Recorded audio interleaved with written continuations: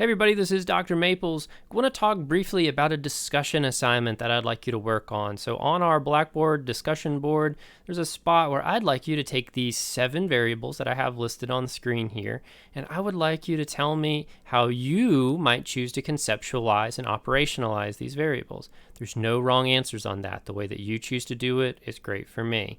I also want you to tell me, based on the way that you decided to conceptualize and operationalize it, if you think the variable is nominal, ordinal, or interval ratio.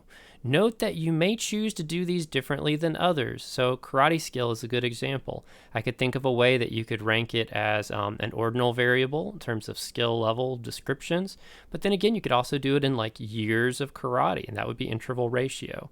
There's no wrong answer. Just make sure to walk through these and think about them as you work on them. This will give you a great chance too to practice with variables and how we might like to measure them. If you have any questions, you let me know, but there'll be a space on Blackboard for you to go do that. It's not for a grade. I just want to give you a chance to see how you might do these and how others might do it. Most importantly, it's learning, so have fun with it. If you got questions, you know where to find me. Thanks again.